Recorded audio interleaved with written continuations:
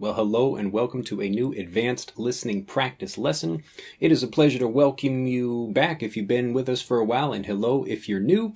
As always, at the beginning of these, I'd like to say if you're new to the channel, please watch some of the previous videos we've made because I will be speaking much more quickly in this series. So in order to build up an understanding or the ability to understand what I'm saying, the fast vocabulary words and the blended speech I'll be using, because I'll be speaking at native or faster than native speed at some times, I'd like you to not be frustrated by this video, so please go and watch some of those other videos first. But if you're ready for this video, let's begin. I'm actually really excited, even though, I want to apologize. Some people have said I look a little bit tired, and, well, I'm human. I get a little bit tired, I suppose. Even my wife has said something like that. She says I'm working too hard, and I'm also trying to take care of my daughter at the same time. So if my face looks a little bit sleepy, I've actually had, this is kind of a problem I've had ever since I was a little kid, and I have this regular expression like this, where I'm actually in a really good mood, but I look like this. So anyway, that's how I look. It's very comfortable and relaxing for me, but I know I gotta adjust my face for these videos to wake up and put on a smile, even though I've got a big smile inside. So I do apologize if I don't look like I'm so excited. It's because I'm actually quite tired because I've got, again, the baby. I'm dealing with Aria and trying to help take care of her, but also all of the really cool things we're working on. So I'm not actually sleeping as much as I'd like to be because I'm really so excited to be working on all these projects. We've got the new app coming out soon, and we're redoing our website. We're also about to release a whole bunch of guides, and I wanted to talk about one of the guides that we're going to be releasing in this video. So anyway, what I'll be talking about today is how to learn 10,000 words in English. And not only just learning a whole bunch of words, but how to use them without thinking so you can actually speak automatically and not have to take time like, I want to say this and how do I do that? So that's what I'd like to be talking about today. Anyway, so it's actually quite a big and a fairly advanced topic because we're talking about the mind and psychology, and this isn't about like, hey, how can we have a flashcard try to teach us in a certain way, and we're going to use a program, and it's like a really high-tech thing. So I'm not really a flashcard guy. That's not how I learned Japanese, and when I did try to learn that way, I couldn't remember much. So what I'd like to talk about today is actually a different way of learning a lot of vocabulary, and I won't talk about the whole thing. I'll be going into a lot more detail in the guide that's called Learn 10,000 Words that's coming out soon. It's going to be a free guide, and I'm really excited to release it. But anyway, because it's kind of a longer thing, I don't want to talk about the whole thing and all the different parts of it in this video, but I'd really just like to talk about the core idea of this and how to learn vocabulary. So if you've been paying attention, watching the latest couple of advanced listening practice videos I've been releasing, I talk a lot about the mind. I actually talk about a lot about like the mind and psychology in general. And I think it's such an important thing because when I first started learning Japanese, it was the traditional approach I was trying to use, and none of it worked. And after I thought about it for a while, I had studied, philosophy and psychology back in college, and there's a kind of a weird thing that happens in your mind. You're kind of learning it one way, the traditional way, and as you're learning, it doesn't seem like it's actually working the way it should work. It's like, well, I'm trying to learn a language, but it doesn't actually work this way. It seems like it's going against the way my mind would like me to work. And I talk to students about this all the time. Your mind is different from a computer. You are not good at taking a list of words and trying to remember them. I can't even remember what I had for lunch yesterday. Can you remember what you had for dinner 3 nights ago, or even what movie you saw or something like that? Maybe that's just because I'm getting old, but in general, it's because the human mind is just not that designed. It's not a computer. And so we have to take that into account. So when this is actually a really great phrase, to take something into account. It just means to think about something and to use that information when we're trying to make a decision about something. So if I have to if I'm thinking about going on a picnic, I have to take the weather into account. It just means I have to think about the weather, or I have to consider the weather. Anyway, when you're thinking about learning a language, because it's such a mental process, I mean, that's really what it is. You're actually using your mind to, direct how you're going to move your physical body, how you're moving your mouth and your body and your hands and everything else. So you're developing muscle memory in the same way that you're learning an instrument or learning to play a sport, like a certain movement like dunking a basketball or kicking a soccer ball. But it all begins with the mind. And if you learn how to use the mind properly, then you're much more likely to remember all the things you want to remember, but you got to do it in the right way. Now, the reason I brought up before in this video earlier about the previous advanced listening practice lessons is because I've been talking recently about the mind and, thinking about things in the right way as you're learning. And this just means, beginning with the understanding that you have, it's your responsibility to get fluent. Like I can do whatever I can to help, and other teachers, other people like that are trying to help you improve your English or whatever else it is. But ultimately, it's your responsibility. And then you have to stumble forward. You have to continue to move forward without worrying about making mistakes, because that's part of the process. And hopefully I was able to explain that. But one of the things I was talking about recently, and it's also something I mentioned a little while ago in a mail where I was talking to some of my private students, and I was talking about, this is an idea from marketing, and actually I think I spoke more about this in the business, it's called the business of teaching. I've got too many different video series on this channel. But anyway, it's called the business of teaching, and it's talking about being first in the mind in a particular category. And this whole idea about marketing is the exact same thing when we're talking about language learning, or especially building vocabulary. So here's the long and short of it. There's another great expression, the long and short of something. It means I'm going to just explain something very briefly, but hopefully very quickly, and maybe I'm doing like a bad job of explaining it so far. But here's the nuts and bolts of it, or the long and short of it. When you already have, if you can kind of think about your mind as like a sponge, and there's a whole bunch of holes in your mind for each particular category. So if I look at a pencil, I'm holding a pencil in my hand, and I look at that, like there's already there's like a hole in my mind for the shape and the idea of a pencil, but also that's connected with the word pencil in English. So if I wanted to say like enpitsu, which is the Japanese word for pencil, or if I wanted to say it in French or German or Italian or something like that, I have to take out that idea of pencil that automatically comes to my mind whenever I think about that thing, or when I see a pencil.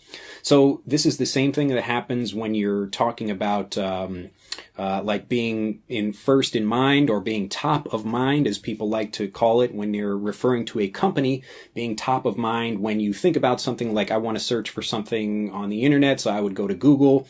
Or if I'm thinking about a particular car, I would think about, particular car company or something like that. But everybody has these spaces in their mind for particular things.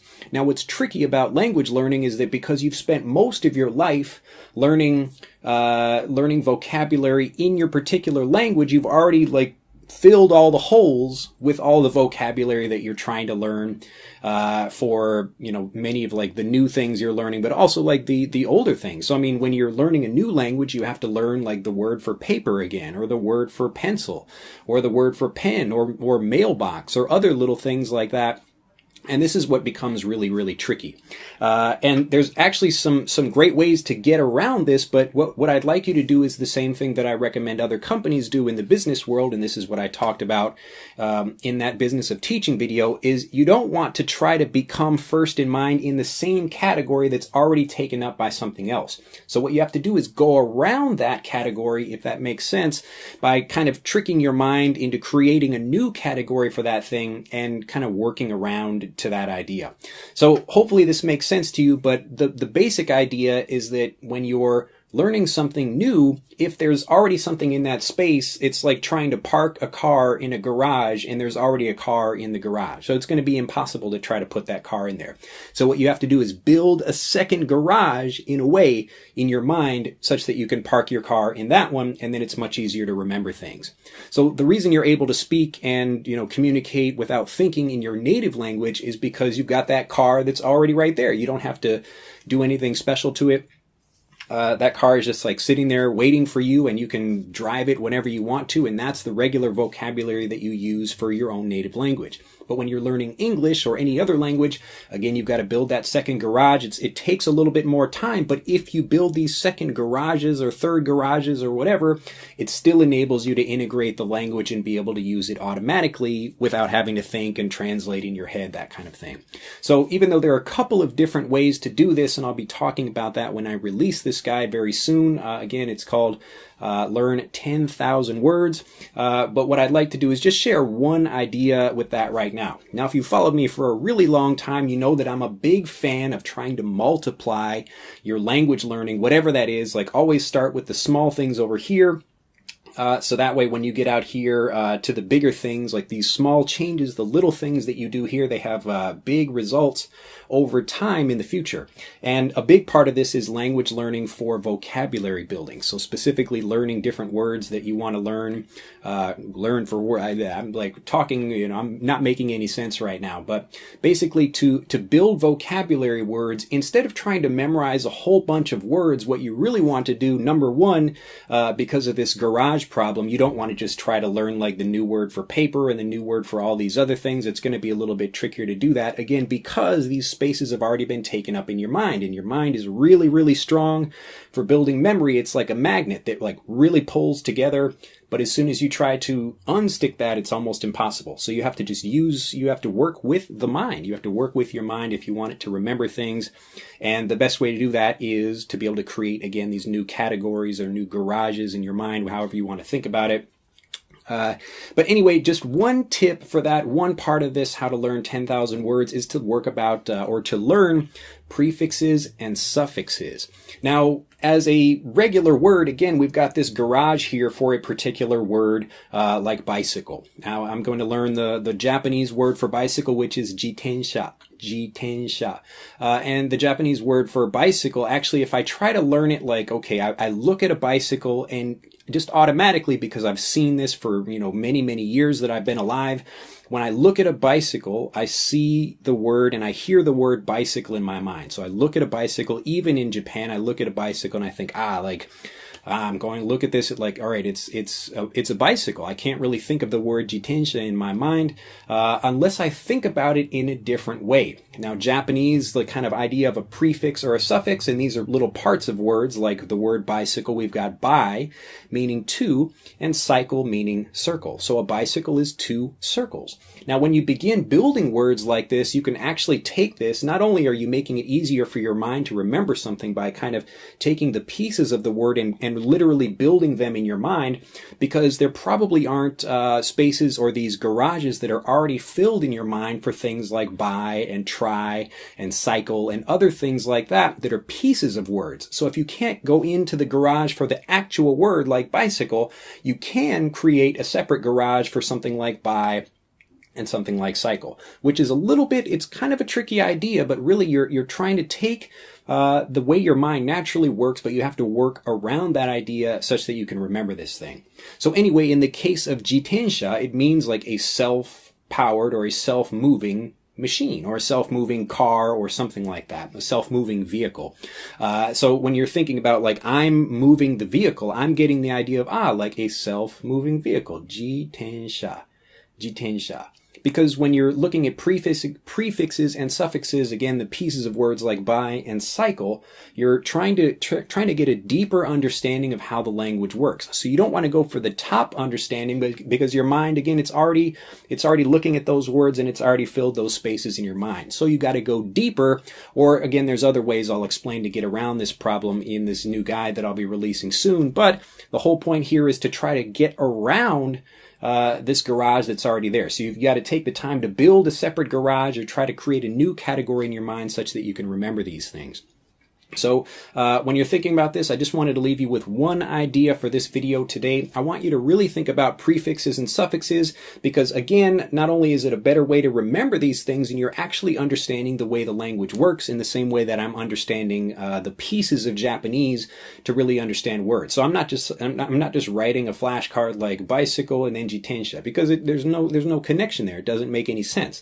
And again, my categories are already filled up in my mind for those things. But if I look back and like, oh, okay, like the actual Chinese character that's written in Japanese is like self-moving vehicle. then I should be able to think like, okay, how can I do something like that? Or how can I take an idea like that and make it easier for myself to remember, to create a new category in that way. But the other really cool thing about prefixes and suffixes is that you can mix and match them together, and then you get to create all these different words, because again, you've created like a foundation of different prefixes and suffixes, and you put this prefix and this suffix together, or this prefix and this suffix together, or something like that. And so you've multiplied your vocabulary learning. So you're learning the pieces of things, number one, because it's easier to remember that way. You're actually able to understand how the language works. And number two, it multiplies your language learning ability. So prefixes and suffixes, again, it's such an important thing to learn for that reason. And I'd like to leave you with that in this video. So try to think about that. And again, like, I bet you could go out today and find, a couple of words that you already know, and try to think about what that word actually means. Like, not the definition of it, but where the word came from, what the word actually means. And prefixes and suffixes are a really good part of that. So I'll just leave you with like a couple of them right now. So as an example, we've got like bicycle. Now, if we've got one wheel, what do you think that would be? If you don't know what the word for that is, and this is one of those things like when you're in a situation and you're trying to talk about something, but you're like, I don't know the word for that thing. If you're a native speaker and you don't know the word for a particular thing, you try to make it up using the same kind of idea of prefixes and suffixes. And this is why I get so excited about this, because this is what teaches you to think natively and fluently. So instead of thinking like, what's the correct thing, try to think like a native speaker and try to create that word in your mind. So if you don't know what in Japanese, like a bicycle, but it's only got one wheel and the little seat you sit on, that is an ichirinsha. So this is a one-wheel little like car, one-wheel vehicle, something like that. So it makes perfect sense when you're, instead of trying to translate it like ichirinsha, I'm trying to remember what it is. It's much easier if you actually try to understand what the word means. So breaking that word down into various pieces. So the word for this in English is unicycle. So instead of a bicycle, and the pronunciation kind of changes, but you understand where I'm going with this. The one cycle or one circle thing is a unicycle. So that's where we get uni, and you understand, wow, okay, so if bicycle means two, then unicycle means one, then now we can take the idea of uni and use that for lots of other things. And again, this is that multiplication of vocabulary, and this is why I want you to get very excited about this as well. So we've got unicycle, university, universe, like all these things like unity coming together. We're just taking bits and pieces of words. Hopefully I'm not going too quickly for you, just because I get excited about this, but it's a really important thing, and you'll get much more excited about your language learning because you'll see how quickly you're starting to, number one, understand the language from a language learner's, I guess, a native language learner's perspective as opposed to a non-native speaker's perspective, because you're understanding the language itself and not trying to translate it anymore.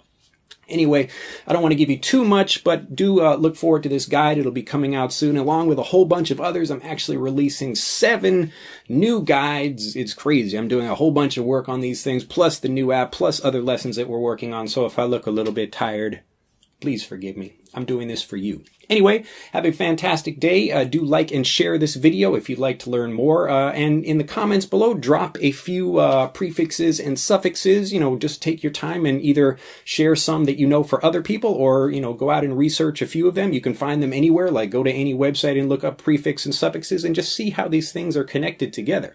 It's a really amazing situation once you start learning in the native way, and then that will enable you to start using things without thinking and translating in conversations. Well, I'm done talking for today. It's time to get back to work. I'm actually working on a couple of more things today, and I'll see you in the next video. Bye-bye. To continue learning, click on the link in this video to download Speak English Naturally, our free guide to speaking and sounding like a native English speaker. The guide reveals the 3 most important kinds of conversational English you must learn if you want to sound native, and will help you experience instant improvement in your fluency and speaking confidence. To download your free guide on a mobile device, click on the link in the upper right of this video. To download your free guide from a computer, click on the link in the lower right of this video. I look forward to seeing you in the guide.